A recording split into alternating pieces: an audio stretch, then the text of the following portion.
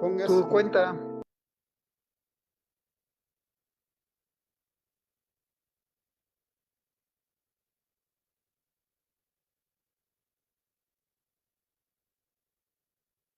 Vamos al aire. Sale. Pues buenas noches a todas y todos los que estén escuchando este programa. Hoy es viernes 3 de mayo. Este programa es un programa de análisis sobre el 1 de mayo, el Día Internacional del Trabajo. Lo estamos grabando el día 3 de mayo de 2024. Les damos la bienvenida. Esta es una serie de programas en vivo que tendremos a lo largo de las próximas semanas, cuyo objetivo es abordar temas y problemas presentes en la coyuntura política de nuestro país, México. Y pues bueno, el 1 de mayo se conmemora regularmente la gesta de los obreros de Chicago, que un 1 de mayo de 1886, 200,000 trabajadores se movilizaron exigiendo la jornada de 8 horas. En medio de apremios contra los manifestantes, la policía de Chicago orquestó un atentado para inculpar a dirigentes que encabezaban los reclamos.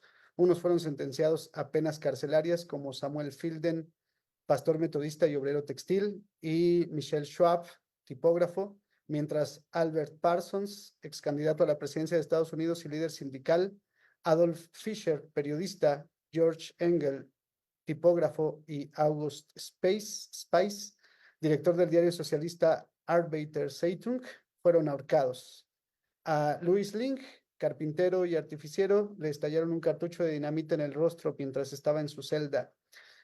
Aquella gesta dio paso para que sindicatos y partidos de tendencia socialista declararan aquel día, el 1 de mayo, como el Día Internacional del Trabajo.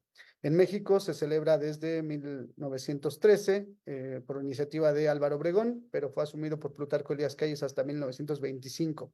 Aunque en México sucedió que los sindicatos, después de la Revolución y con la traición a los ejércitos populares de la División del Norte y el Ejército Libertador del Sur, los sindicatos fueron cooptados por la tendencia del gobierno, que quedó como representante o se adjudicó la representación de la Revolución Mexicana, y cooptando a los líderes sindicales se formó una tradición de repliegue de los sindicatos hacia los gobiernos en México. A eso lo conocemos como el charrismo sindical. Eh, entonces, por eso hoy tenemos como invitados a Marcos Tello Chávez, fundador de Nuevo País, de la Dirección Nacional de Nuevo País, y también analista político, y al maestro Mario Roldán, de la sección 40 de Chiapas, con quienes queremos platicar sobre este 1 de mayo, lo que ocurrió este 1 de mayo y la situación de los trabajadores en nuestro país en estos días. Les preguntamos, vamos a empezar con Marcos Tello y después pasa el maestro Mario Roldán. Les queremos preguntar, ¿se ha roto con la herencia del sindicalismo charro en nuestro gobierno, o lo que vimos en estos días del repliegue de sindicatos que incluso en algún momento parecían de izquierda al gobierno de Andrés Manuel López Obrador, se interpreta como una continuidad del charrismo sindical? Maestro Marcos, ¿qué opina sobre esta situación? Bueno, el charrismo sindical ha evolucionado desde su fundación, pues, ¿no? El charrismo sindical se le conoce esa relación de subordinación de las dirigencias sindicales y de los sindicatos a la voluntad presidencial, y particularmente la subordinación a las políticas de Estado. El charrismo sindical tiene sus orígenes tal vez desde el surgimiento de las primeras agrupaciones y la relación que establecieron con algunos liberales en la época juarista.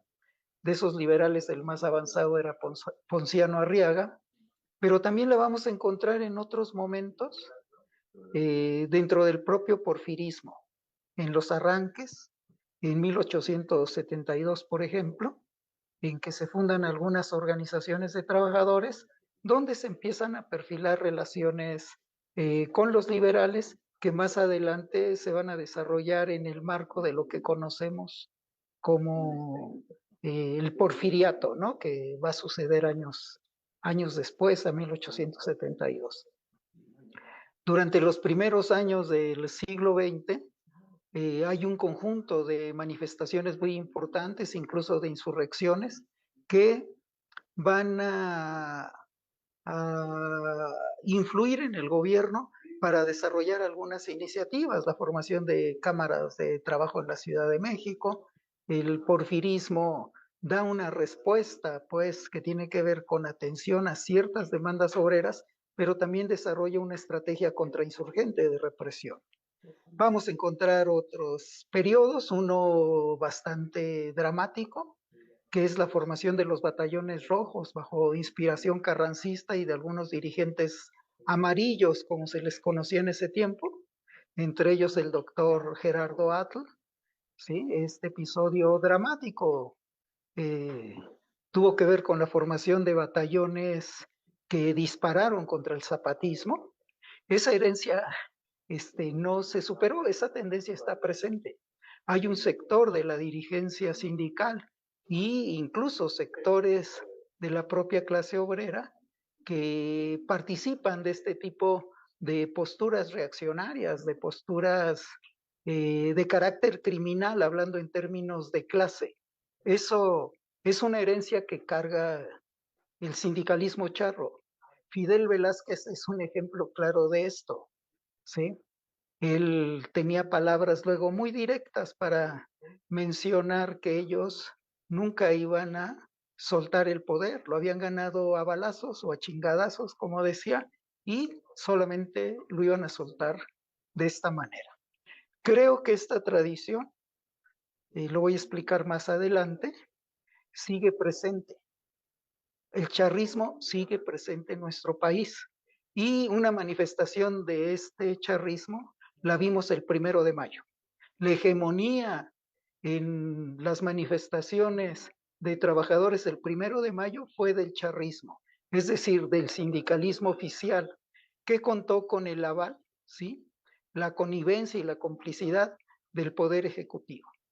El charrismo sigue presente, tiene nuevas expresiones, ha evolucionado como sindicalismo gerencial, como sindicalismo empresario, pero está presente. Es una expresión del sindicalismo burgués. Yo lo dejaría ahí para introducir, pues, ¿no? A partir de la pregunta que haces. Muchas gracias.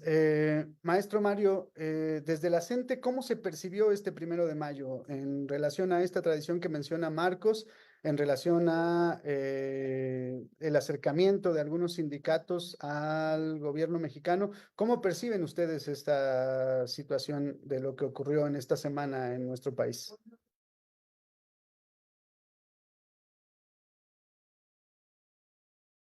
Está apagado tu micrófono, Mario, si puedes encenderlo. Gracias. Buenas noches, antes de todo, espero que se escuche. Pues nosotros hacemos análisis desde otros y diversos niveles, ¿no? A nivel dirigencia nacional, dirigencia estatal y con compañeros activistas de base. Consideramos nosotros que hace falta un poco más de conciencia histórica de los compañeros sobre el sindicalismo mexicano. Si bien es cierto, siempre ha estado ahí la necesidad de organizarse como clase obrera sin tener un sindicato oficialmente reconocido, pero sí reconociendo oficialmente las necesidades de los trabajadores. Nosotros podemos ver cómo no ha habido un cambio de fondo entre el trato sindicalista que los gobiernos anteriores le habían dado a los obreros mexicanos con el trato sindicalista que le da este gobierno. Vemos palpablemente cómo los sindicatos pudieron desarrollar una cualidad de corporativismo y ellos tienen un modus operandi que les funciona ante cualquier gobierno, sea del color que sea del discurso que sea, o sea del autonombramiento que el mismo gobierno se diga, ¿no? Podemos ver cómo no solo el tema del 1 de mayo, que ya se empieza o se ha visto como una situación de fiesta o de conmemoración simple, de desfile, como bien decías al principio, eh, con respecto a otros eventos como la celebración del 5 de febrero que se dio en Veracruz, eh, en torno a esto de la Constitución Política, un aniversario más, donde llegaron los líderes de todos los sindicatos charros, corporativos, oficialistas, e incluso otros que no se proclaman así abiertamente, pero que en el fondo sí lo son en su práctica, y que se mezclaron allí para aplaudirle al presidencialismo, su discurso republicano, revolucionario y constitucionalista.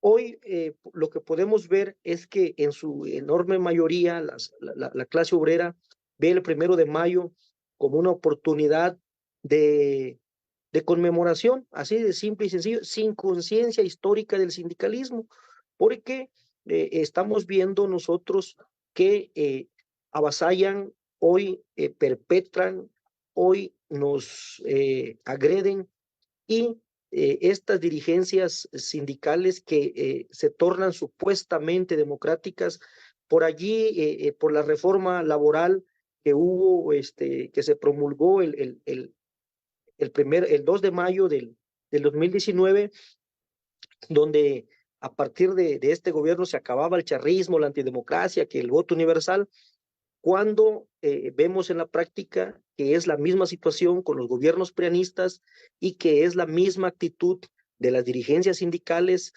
oficialistas con respecto a la parte patronal.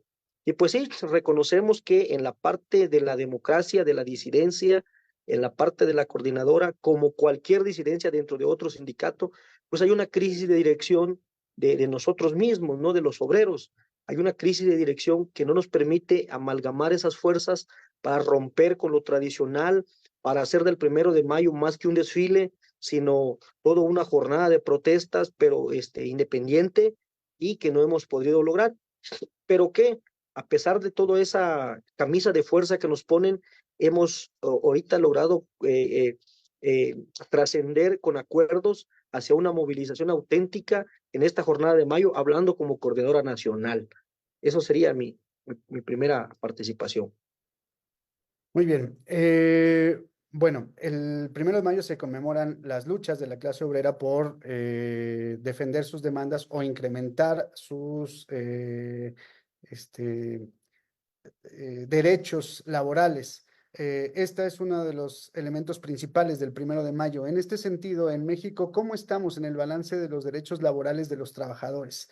Hay quien dice que en este gobierno se han incrementado los derechos laborales. Hay quienes lo ponemos mucho en duda, pero queremos conocer la opinión de ustedes sobre cómo están los derechos laborales en México. ¿En realidad hay un cambio en los derechos laborales que podría pensar que podría hacer pensar que algunos sindicatos tienen razón en acercarse al presidente, o en realidad los derechos laborales que han estado pisoteados durante 50 años tuvieron un cambio significativo en este periodo?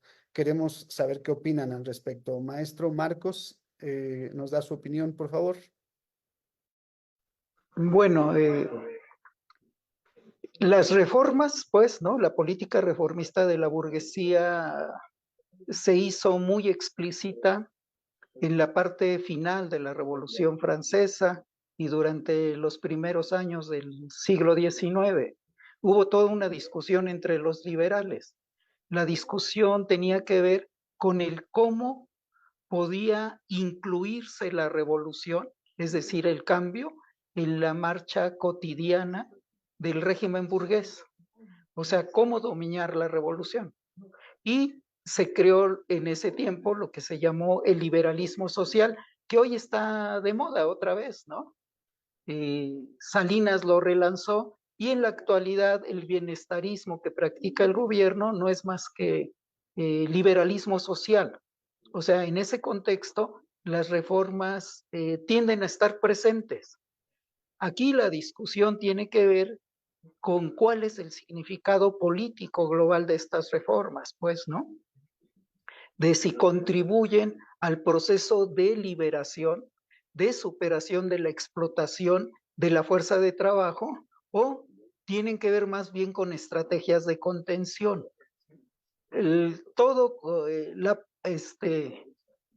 Las partes solamente se conocen a través del todo. O sea, hay que examinar la política del gobierno laboral en el marco de cuáles son sus políticas generales, pues, ¿no? En el marco de cuál es su proyecto. Entonces, una primer cuestión que tiene que asentarse es el carácter burgués, ¿sí?, del gobierno actual. El gobierno actual es un gobierno de clase, es un gobierno al servicio de la patronal. Los resultados son evidentes, pues, ¿no? Hace unos días el presidente y las candidatas se reunieron con uno de los sectores élites de la oligarquía, los banqueros, locales y transnacionales o extranjeros, pues, ¿no? Y no faltaron quienes, pues, mostraron cuál es el nivel de ganancia que tienen los banqueros y que tiene particularmente la oligarquía en este gobierno.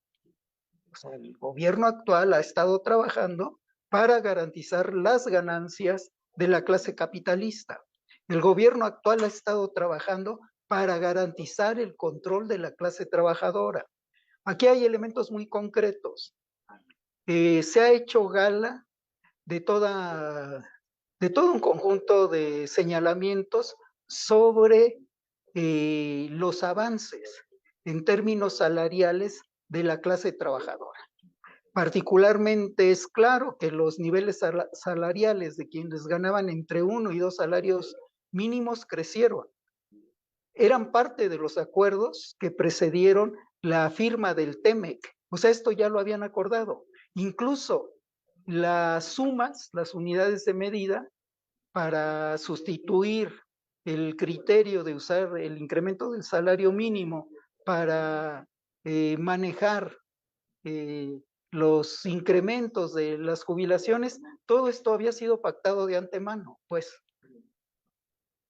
por el gobierno de Peña Nieto y también, ¿sí?, por quien le sucedió en la presidencia, ¿no? Esto es en el marco del TLC. Pero hay otro elemento. Hay una política por parte del gobierno actual de reingeniería social. El gobierno de López Obrador es un Robin Hood inverso. Favorece a los ricos y precariza a los sectores de ingresos medios. Ustedes lo pueden ver.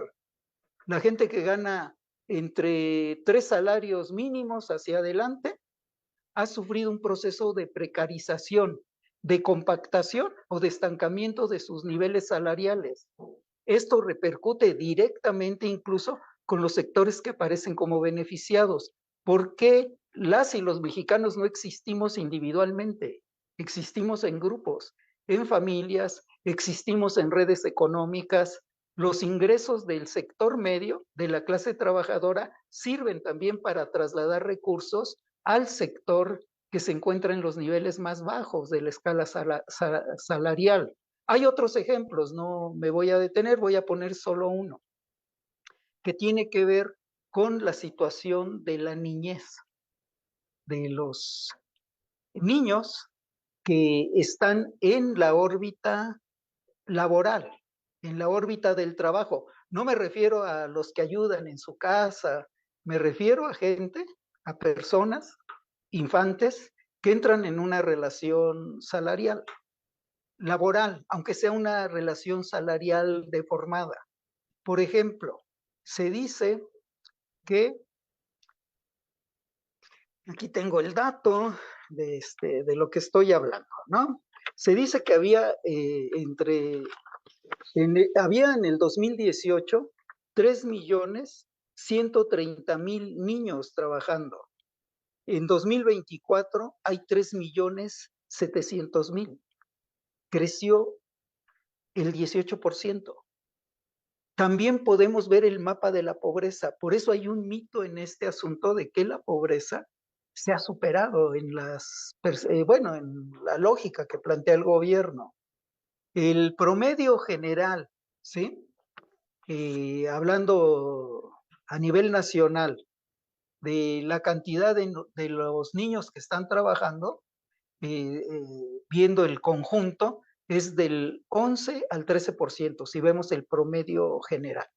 Pero si vemos el promedio en algunos estados, ¿sí? Ya de manera particular, nosotros tenemos, ¿sí? Tasas del 20% de niños que están trabajando en Chiapas, en Nayarit, en los mismos estados que aparecen como los más pobres. Esto incluso coincide con el tipo de bonos de asistencia, con el tipo de distribución desigual que hay de los bonos de asistencia. Los estados más pobres siguen recibiendo menos y también coincide con el crecimiento de la pobreza extrema. El número de pobres extremos creció en el país alrededor de 400.000, hablando de personas, pues, ¿no? Entonces, esto como una primera aproximación, o sea, globalmente la política del gobierno ha sido una política de redistribución de la pobreza. Se afecta a sectores medios para beneficiar a los sectores que se encuentran en la escala más baja, mientras se dispara, ¿sí?, los ingresos, las prestaciones sociales, por hablar en estos términos, de la élite, de la oligarquía, de las 30 y tantas corporaciones que dominan el país y de un sector que le llamamos gran burguesía, que se ha beneficiado como nunca de la entrega del país a través del TEMEC o del TLC-TEMEC. Ahí lo dejo, pues. Muy bien, gracias, Marcos. Maestro Mario, usted que es representante de un gremio laboral, el gremio de los maestros, platíquenos cómo ha sentido la política de este nuevo gobierno que se presume de que ha tenido una mejoría en los ámbitos laborales para los trabajadores y particularmente para los maestros. Presumía este sueldo de 16,000 pesos para todos los maestros. Cuéntenos cómo es la realidad en Chiapas, que es donde usted reside y donde usted es representante del gremio de los profesores. ¿Cómo ha sentido esta política de este gobierno en torno a las cuestiones laborales?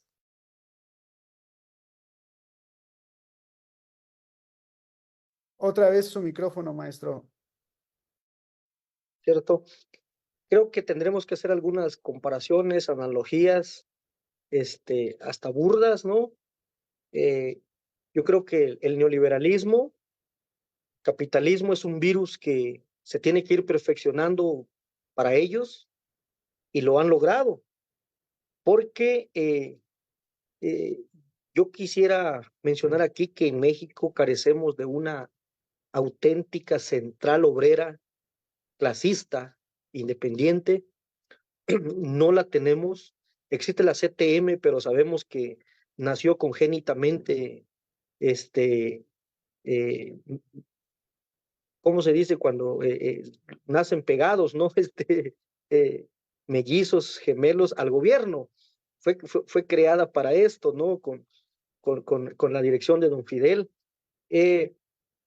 Al carecer, perdón, de una central auténtica, yo no pudiera abarcar otros sectores, porque no tenemos esa relación directa de, de convivencia, de cohabitación en el territorio, pero sí puedo hablar desde la perspectiva de los maestros, ¿no? Eh, yo decía que el capitalismo, el neoliberalismo es un virus que se perfecciona, que muta. Lo decía por lo siguiente. A ver, el gobierno del PRIAN desapareció sindicatos de una manera frontal, abrupta. Recordemos que desapareció Citaú Ruta 100, nos hemos de acordar, yo era todavía un adolescente. Desaparecieron el Sindicato de Mexicana de Aviación. Ahora, a principios de este siglo, golpean al SME, desaparecen brutalmente, pero vemos que todavía les causa incomodidad la clase trabajadora, se perfeccionan. Yo sostengo, y lo digo con elementos, que han desaparecido otros sindicatos de manera más fina, como es el caso del CENTE. El Sindicato Nacional de Trabajadores de la Educación es el más grande de Latinoamérica, que alberga aproximadamente 2 millones de trabajadores. Al tener dentro una corriente ideológica de izquierda auténtica, de lucha, que es la Coordinadora Nacional, es un peligro, porque en cualquier momento esta corriente podía dirigir el movimiento nacional, incluso no solo para llamar a una huelga nacional del magisterio, sino una huelga nacional general de sectores. Por lo tanto, había que mutilarla, había que ponerle una camisa de fuerza o desaparecerla, pero de manera fina, de que, cómo no nos damos cuenta, ¿sí? Cómo le metemos un cáncer que ya ni con paliativos pudieran sobrevivir ante la aplicación de las políticas de este nuevo gobierno, que si bien para mí sigue siendo el neoliberal, capitalista, burgués, pero ya más fino. ¿Por qué lo digo así? Porque, por ejemplo, está el sindicato de maestros, pero no existimos ante la parte patronal. Es decir, se acabó la relación bilateral donde el sindicato le daba el manotazo al patrón en la mesa y le decía, alto, aquí no estoy de acuerdo y no procede, y no pasa hasta que tú y yo estemos de acuerdo. Y por ley, por norma, por reglamento, ¿sí? Tenía que ser así, porque nosotros nos circunscribíamos, al igual que todos los trabajadores al servicio del Estado, nuestras relaciones laborales en el 123B, donde se circunscriben los sindicatos a través de condiciones generales de trabajo, no a través de contratos colectivos.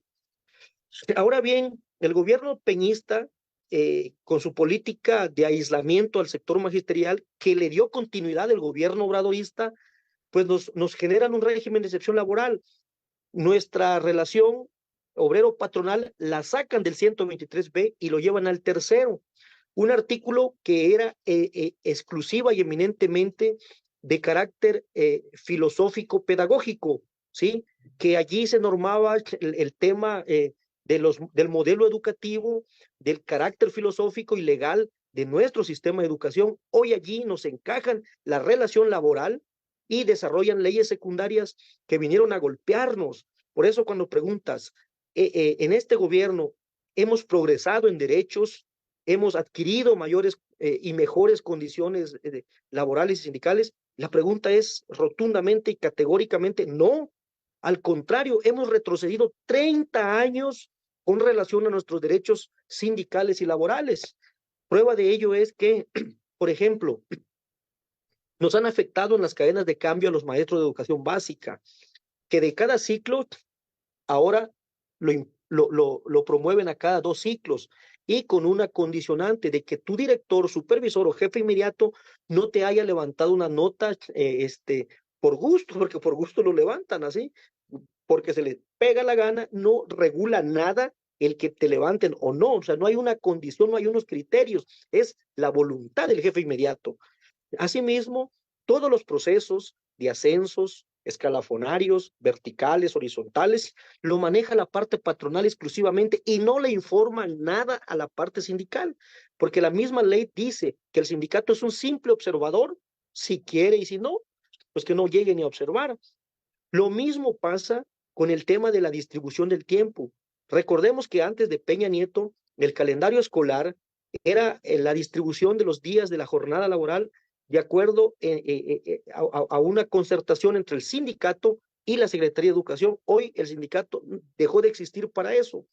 Entonces, bien, hemos retrocedido abrumadoramente, nos ha golpeado este gobierno que es una correa de transmisión de la ley educativa de Peña, ¿sí? Y aunque diga que abrogó y que mejoró, no es cierto, lo único que hizo es quitarnos al magisterio lo que era el miedo de lo filoso de la reforma peñista, que era el examen punitivo, pero en todo lo demás nos dio muerte, ¿sí? Nos dio muerte y muerte fina, y desgraciadamente los compañeros maestros o no alcanzamos a percibir o tenemos eso que decía en mi participación anterior, nos hace falta conciencia histórica de lo que es el sindicalismo en México, especialmente los maestros, de lo que significa el Sindicato Nacional de Trabajadores de la Educación.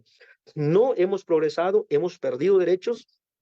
Y lo más triste es que quienes ostentan la dirigencia de este sindicato, que ya es un elefante blanco, todavía no conformes de que se arrodillan, de que son corporativos para el sistema electoral, de que a cambio de las prebendas ellos permitan que nos agredan, no conforme con eso, se ensañan con nosotros, no defienden nada y lo que es peor, ¿no?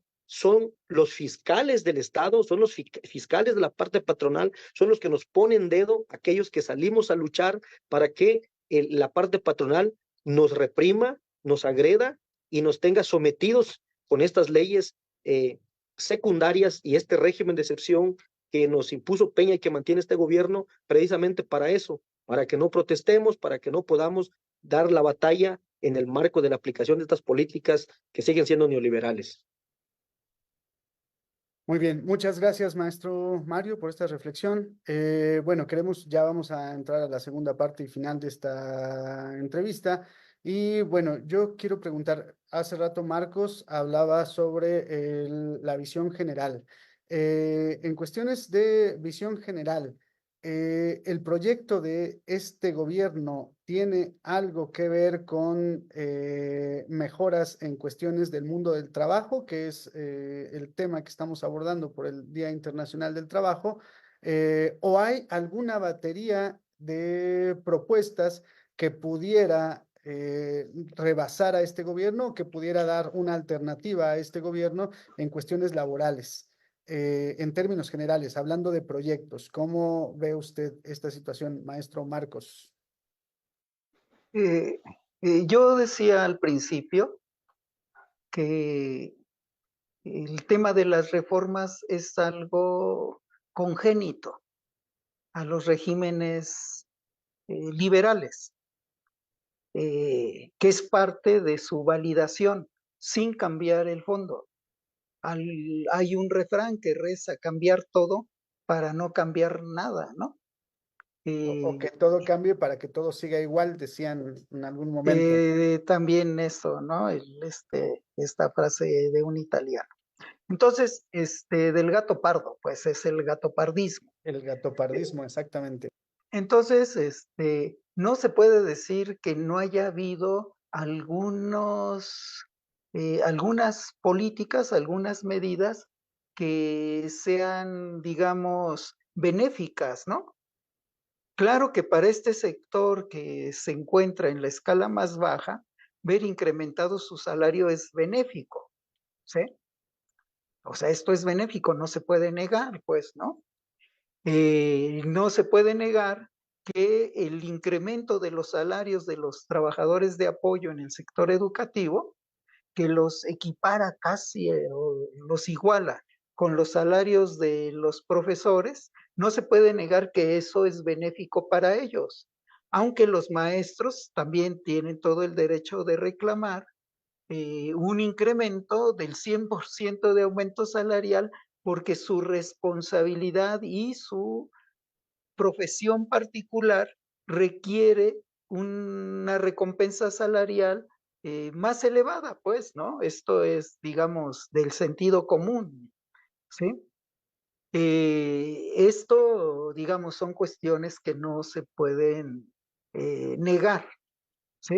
Igual, no se puede negar que en esta ambición de reformar lo que tiene que ver con el monto salarial de las jubilaciones, no se pueda negar que hay, digamos, un criterio progresivo y que beneficia a un sector de trabajadores.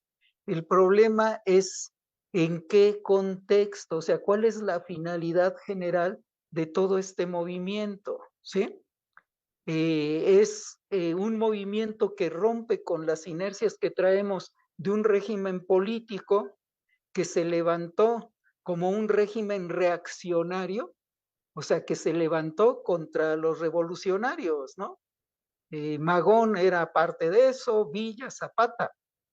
La propia Constitución tuvo que retomar algunas demandas de estos sectores a pesar de su carácter contrarrevolucionario. O sea, la burguesía no puede gobernar sin reformas. Las reformas de Obrador nos llevan a decir que es un gobierno progresista que rompe con las inercias acumuladas históricamente. O sea, había que preguntarse y la respuesta es no. ¿Sí?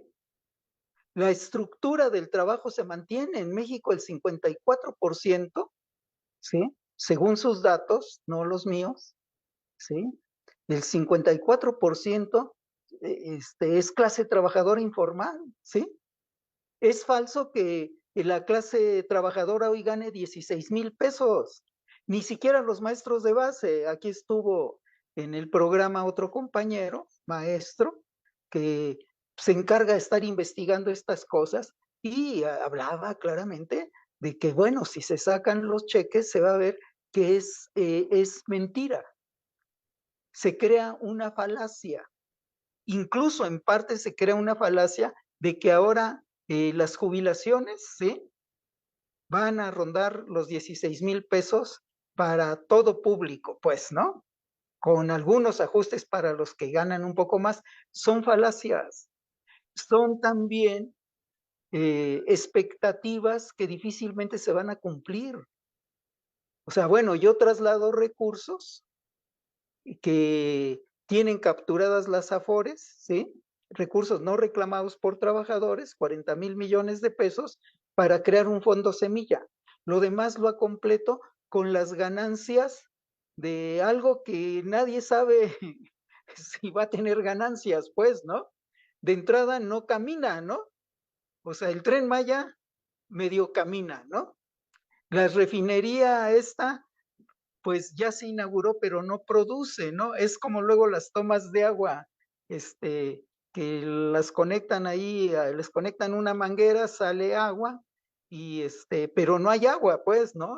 La red todavía no llega. Entonces, bueno, pues son los fondos semillas, ¿no? También ahorita los escándalos de corrupción son mayúsculos, involucran al propio ejército y a sectores ligados a la familia presidencial, ¿no? Entonces, podríamos decir, bueno, hizo esta cosa, es un avance. Y es innegable que benefició a unos, pero la política global es una política antiobrera. La política global es una política antinacional.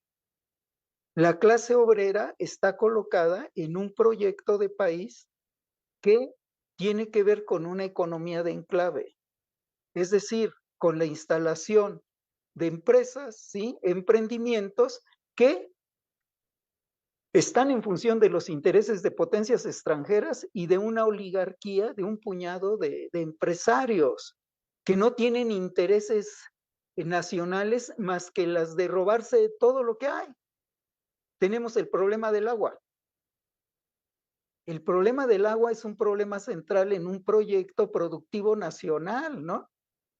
Un automóvil pequeño requiere cuando menos 450,000 litros de agua. Nos ufanamos de una industria automotriz que no es nuestra, es ridículo, pues, ¿no? Toda es extranjera, se chupan el agua, ¿sí? Se chupan multitud de recursos, el país sigue siendo vaciado hacia afuera, ¿no? Y no solo es el oro y la plata que siguen fluyendo, en los últimos años ha corrido más oro y plata hacia Estados Unidos y otros circuitos financieros y productivos, ¿no? Los recursos, el agua se va incluso en toda esta producción agropecuaria, etcétera, etcétera. Entonces, el proyecto, o sea, un proyecto de clase obrera tiene que ser un proyecto nacional. Tiene que garantizar, ¿sí?, el manejo de los bienes comunes. Esto tiene que hacer. Un bien común fundamental es la fuerza de trabajo. Se debe proteger. Por ejemplo, se habla de que hay 2,300,000 Niños en la calle. Habría que revisar eso. Hablemos de la prostitución, etcétera, etcétera. Todo eso es un problema obrero. Los charros redujeron la lucha obrera a las cuestiones más elementales, en una lógica de ver a los obreros como si fueran animales.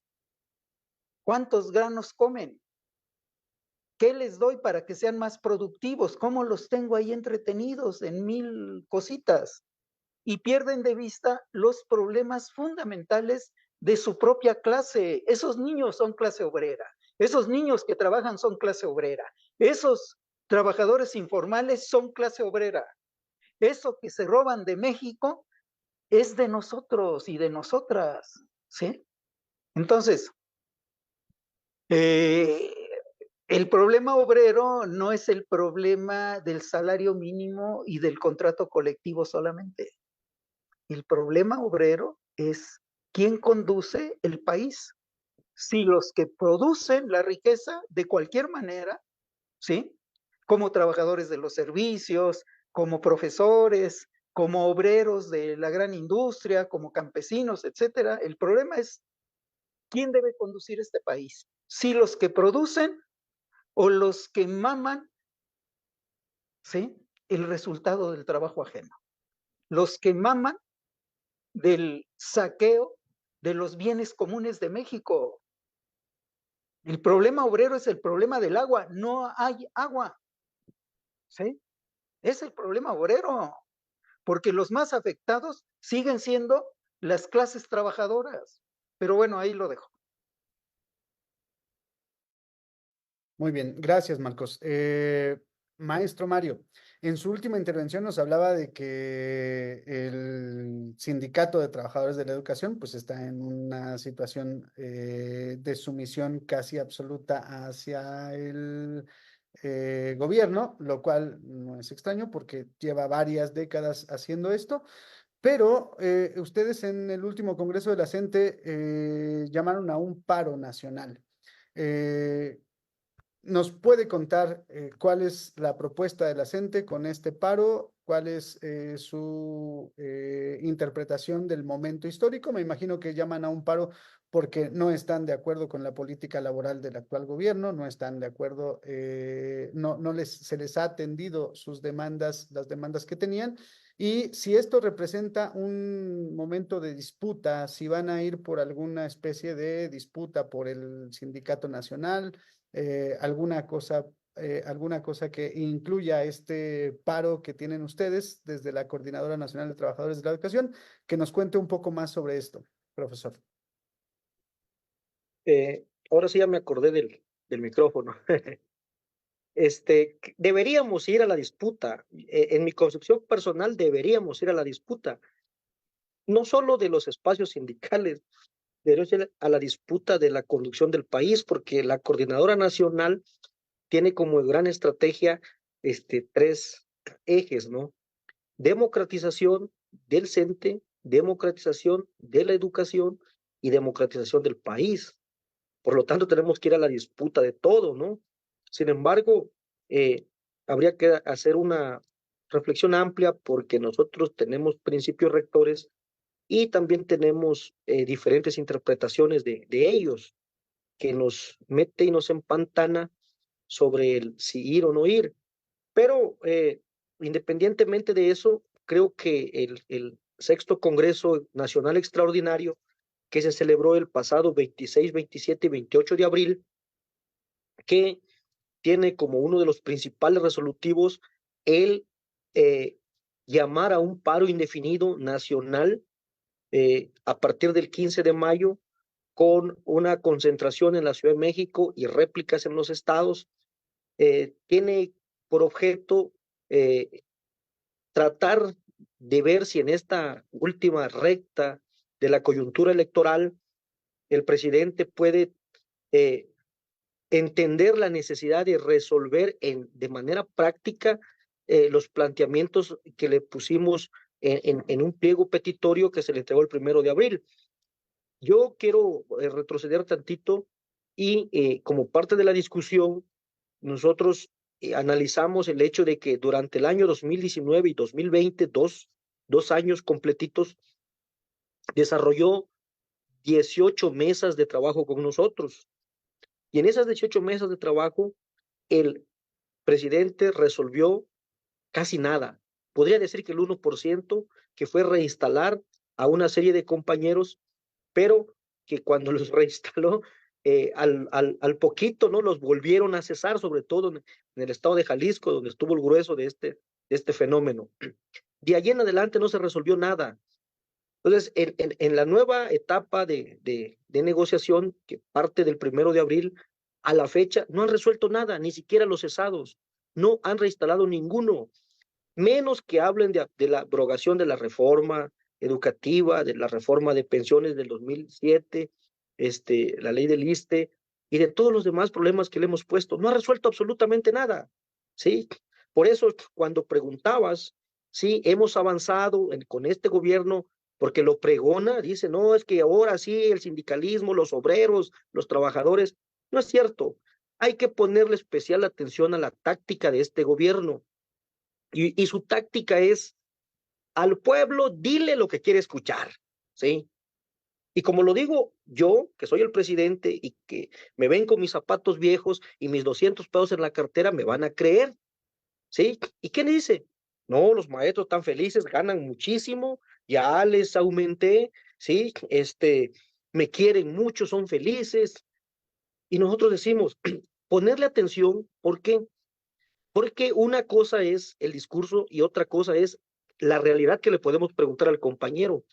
Decir que le aumenté 16 mil pesos es una farsa, porque tenemos que revisar el tema de que sí, ciertamente aparece como percepción 16 mil pesos al mes, pero ahí te descuentan ISR, te descuentan ISSSTE o ISTECH, en el caso mío, te descuentan la cuota sindical, te descuentan lo de vivienda, te descuentan, y te empiezan a hacer una serie de descuentos y vienes ganando cuánto, ¿no?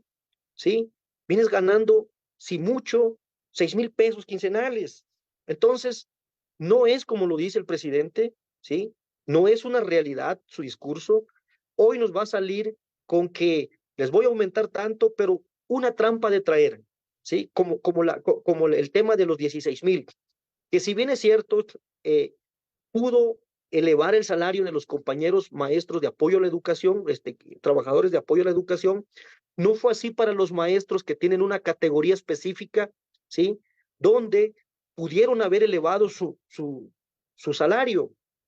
Es decir, sí le aumento a los que menos tienen y se le aplaude, pero a los que se han ganado por antigüedad, por profesionalización, por una serie de competencias, haber llegado a un nivel salarial, a ellos ya no les correspondió nada. A ellos no les correspondió ese famoso 8%, simplemente el 4% de salario base, que es irrisorio, porque al mismo tiempo que te lo aumentan en mayo, en enero te lo descuentan en impuestos, en alzas a las cuotas del Instituto de Seguridad Social. Entonces, está empantanada la situación. Lo malo es que quienes no son del magisterio, pues le creen al presidente, le dicen, no, ¿qué quieren esos maestros que pelean? Si ya dijo el presidente que ganan tantos miles, pero la realidad es de nosotros que vamos al supermercado, que llevamos la quincena, salimos con el carrito a la mitad y ahí se fue todo lo que nos pagaron. Entonces, es triste y lo más triste, y como decía Marco, es nosotros que tenemos un salario permanente, quincenal, que nos quejamos por todo eso. Ahora, los que no lo tienen, ¿no? Los del empleo informal, que se levantan con el Jesús en la boca y se persignan todas las mañanas para ver cómo les va en el día. Entonces, realmente estamos en una situación muy precaria ante un gobierno que utilizó como táctica general decir lo que el pueblo quiere oír, decir, ustedes están llenos, ustedes no tienen hambre, ustedes no tienen sed, ustedes son felices, ustedes viven sin violencia, o sea, lo que el pueblo quiere oír, aunque en la realidad tengas la barriga vacía, tengas miedo de salir a la calle, no tengas un trabajo, no tengas medicamentos, etcétera, etcétera, etcétera, etcétera, y etcétera. Pero afortunadamente ese encanto de hace 6 años, ¿sí? Que el pueblo ovacionó, que el pueblo aplaudió, que el pueblo prácticamente de manera celestial creyó, Hoy ya no es lo mismo. Y nos vamos a preparar, por supuesto, con una coyuntura obrera para que en adelante ya no finquemos las esperanzas en un gobierno partidocrático, ¿sí? Sino finquemos nuestras esperanzas en la lucha propia del obrero, en nuestra organización auténtica, independiente de clase, para que le arrebatemos al gobierno en turno esos derechos que nos han quitado. Nada de lo que hoy tiene un trabajador de algún sindicato fue dádiva de algún gobierno, nada. Todo fue producto de la Revolución Mexicana, fue producto de las grandes oleadas de obreros que se dieron a finales de los 30, a principios de los 40, y que se mantuvieron en ascenso en el caso del magisterio en el 87, de las grandes huelgas que dignificaron al magisterio, pero que a la postre hemos dejado caer, hemos permitido que se nos quite, que se nos arrebate, y hemos permitido que la dirigencia formal del CENTE sea cómplice, sea parte pues de la misma mafia, ¿no? Del gobierno. Entonces, yo creo que lo que viene en este movimiento finca las esperanzas para que podamos, cuando menos, sentar al presidente ya en una condición diferente, para que pueda resolver lo mínimo, no digamos ya los temas torales que tengan que ver con los cambios o modificaciones a la ley. Pero esa es nuestra apreciación, y como CENTE seguiremos en la lucha, no nos vamos a detener. Nosotros no dependemos de un gobierno, 45 años ya a punto de cumplir como coordinadora, y creo que la coordinadora tiene para rato. Entonces, el llamado, ¿no? Y la invitación a que no solo el Magisterio Nacional Democrático, sino otros sectores de la población que también consideren que debemos ir a la lucha, pues están invitados a partir de este 15 de mayo. Muchas gracias, maestro Mario. Y pues sí, coincidimos plenamente con su valoración. Y bueno, les deseamos mucha suerte a los compañeros de la Coordinadora Nacional de Trabajadores de la Educación en esta jornada que van a emprender. Y bueno, una última pregunta para los dos. El maestro Mario mencionaba a la partidocracia. La partidocracia ahorita está por hacer su circo de elección. Efectivamente, coincido con el maestro que ya no tiene la misma fuerza de movilización de la esperanza que se llegó a tener con Andrés Manuel.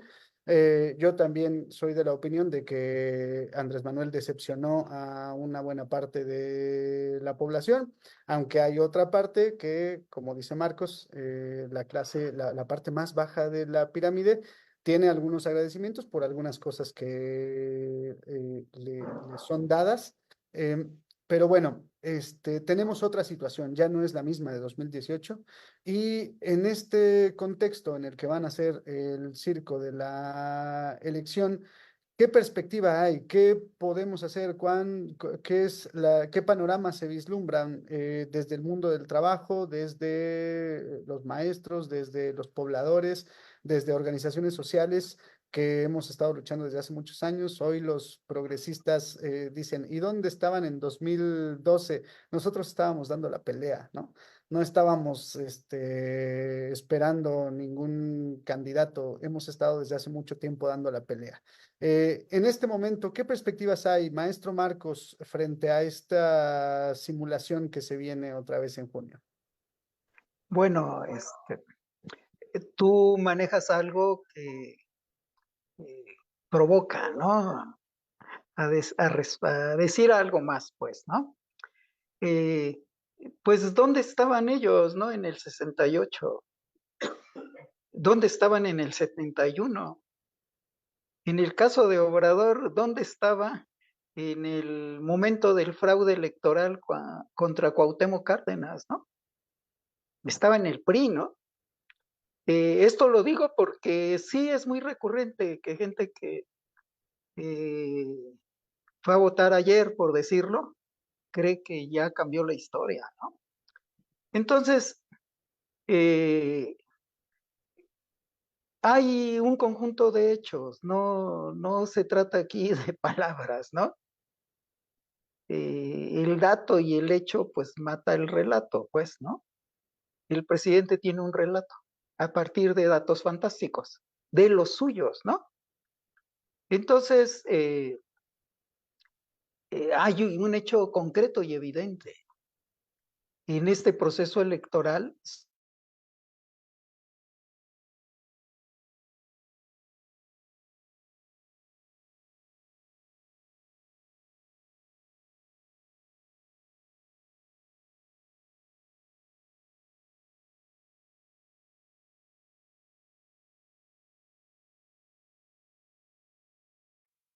¿Me escuchas? ¿Me Estamos escuchas? en una falla técnica. Sí, Ya. escucho, Mario. Marcos Sí, se quedó, la conexión de Marcos se quedó estática. Entonces vamos a ver si se restablece. Y mientras se restablece la conexión de Marcos, Mario, si pudieras darnos un comentario acerca de lo que les habíamos planteado como última pregunta a los dos. ¿Qué perspectiva hay en este momento frente a este circo electoral que van a montar? sí, mientras el compañero Marco ingresa nuevamente, pues yo lo que siempre he dicho, ¿no? Y le he dicho a los compañeros y a los obreros de distintos sectores es que a nosotros, como clase trabajadora, nos debe importar un carajo quién vaya a ganar la presidencia de la República. Nos debe importar un carajo. Lo que nos debe importar es cómo podemos nosotros coyunturar una lucha para hacer frente al gobierno en turno. Yo no sé si vaya a ganar este señor de la sonrisa fingida, la señora que viene defendiendo el pasado, o esta otra señora que ya se da por, por ser la presidenta, ¿no? Por ser la candidata del partido oficial y del presidencialismo. No nos interesa quién vaya a ganar. Sí queremos ver y creemos que va a haber un fenómeno. Ya no va a ser el mismo fenómeno del 2018. Y eso debe ser un mensaje para nosotros, los obreros de todos los sectores, de que debemos coyunturar una lucha auténtica y verdadera por la defensa del sindicalismo mexicano y por la defensa de los derechos de los obreros en general, ¿sí? Consideramos que debemos hacer una reflexión amplia y debemos de quitarnos esa camisa de fuerza que nos han impuesto las direcciones charras, las direcciones oficialistas, así como en los partidos políticos, así como en los partidos políticos se heredan los puestos, las dirigencias, se heredan los niveles de, de, de ocupación de los cargos públicos, así en los sindicatos, en su inmensa mayoría, hay una rotación entre el compadrazgo, entre el amiguismo, entre los familiares incluso, ¿sí? Para mantener el poder. ¿Qué tenemos que hacer notar? A ver, ¿por qué siempre los mismos de la cúpula sindical son los que siempre andan ocupando los cargos? ¿Por qué siempre los mismos dirigentes de los partidos son los que ocupan las plurinominales? ¿Sí? Son los que se limpian el terreno para que lleguen y tengan planchada la votación y sean los que queden. ¿Por qué siempre ellos? ¿Qué acaso no hay capacidad en la inmensa mayoría de los mexicanos? O sea, es la reflexión que nosotros debemos de iniciar, ¿sí? Porque es una dictadura hereditaria, compañeros, ¿sí? Es una dictadura hereditaria, es una monarquía, compañeros, ¿sí? Tácita, como dijera yo, contractuada entre un grupo selecto, ¿sí? Que andan del tingo al tango. A ver, que me disculpen los que hemos criticado a este régimen de este gobierno, lo que decía Marcos, y los que dicen, ¿y dónde estabas? Oye, critican. Es que no nos conocían porque quienes dicen ese argumento piensan que porque haber ido a votar en el 2018 por Morena ya fue un acto ultra revolucionario y eso les merece todo el respeto del mundo. ¡Qué caramba! Nosotros hemos luchado fuera de los partidos, sin dinero del pueblo, con el bolsillo de los compañeros trabajadores, hemos mantenido la resistencia por décadas, compañeros, contra todos los gobiernos de la partidocracia. ¿Por qué? Porque preguntémonos, ¿qué carajo hace Emanuel Bartlett en este gobierno? Si tomamos el discurso y modelo de este gobierno, ¿qué hace Bartlett aquí metido? Solo por poner un simple y llano ejemplo, ¿sí? Ahora, si nos metemos a hurgar todo lo demás, son los mismos que han gobernado en diferentes sexenios. independientemente del partido que haya sido. Entonces, la partidocracia no nos resuelve. La partidocracia jamás se va a fijar ni se va a poner la mano en el corazón por ti, obrero, trabajador. Definitivamente no, ¿sí? O luchamos como sabemos hacerlo, como nos enseñaron los héroes revolucionarios y los más de 1 millón de muertos que hubo en ese evento que realmente fue transformación, no simulación, ¿sí?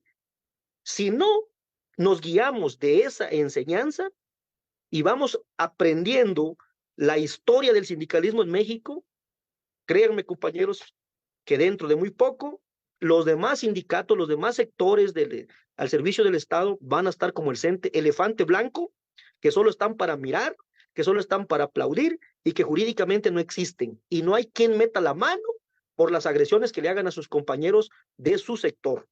Entonces, la perspectiva con respecto a la cuestión electoral, ya lo digo, no me interesa, no nos quita el sueño, sí nos da el qué hacer para que podamos entonces pelear en el gobierno en turno esos derechos que nos han sido arrebatados. Esa sería mi opinión. Gracias, maestro Mario. Marcos, se había cortado tu intervención cuando estabas comenzando, entonces no sé si puedes retomarla.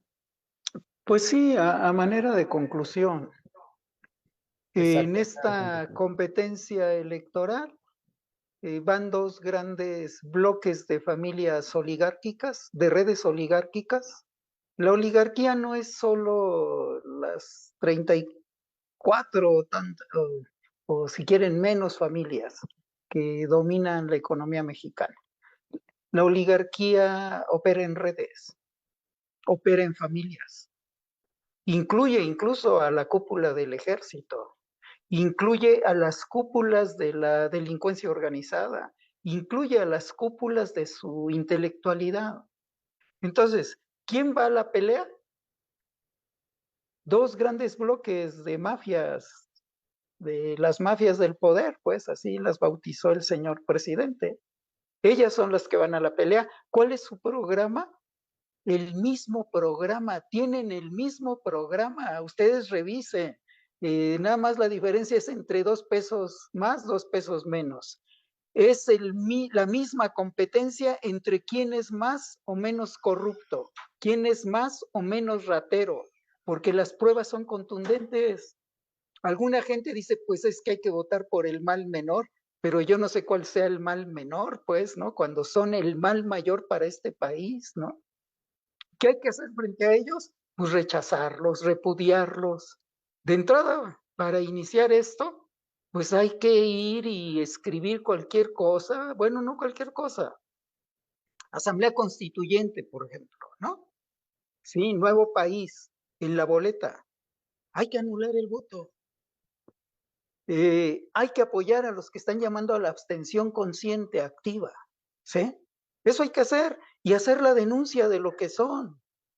Mucha gente lo está viviendo, mucha gente no lo entiende, pero la presión que hay por la situación de pobreza, la inflación y lo que viene es peor, pues, ¿no?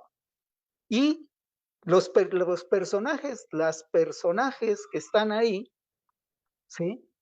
No garantizan más que hacerlo peor. Y ni siquiera es por sus características personales, es porque lo que viene es peor, en todos los sentidos. Claro que los tanques pensantes del régimen van a tratar de ensayar algunas modificaciones. Al rato vamos a tener otros buqueles ahí compitiendo, pues, ¿no? Para resolver la crisis que ellos crearon, ¿no? Y seguir con la crisis de alguna u otra manera. Creo que no tiene sentido ir a votar por ninguno de estos personajes. Creo que sin abandonar las luchas por las necesidades de la población, las necesidades más urgentes de la clase trabajadora, que van más allá del sindicalismo. Los sindicalizados en este país son, ¿cuántos quieren? ¿10%? ¿12%? El resto de la clase trabajadora no está sindicalizada. Ni siquiera se respeta el derecho de la representación sindical, ¿sí? ¿A qué tenemos que llamar a la clase trabajadora? A que pelee por lo que le pertenece, ¿sí? A que no vea lo que el gobierno supuestamente asiste como una dádiva. Es dinero de los mexicanos, producto de la explotación del trabajo. ¿A qué tenemos que llamar?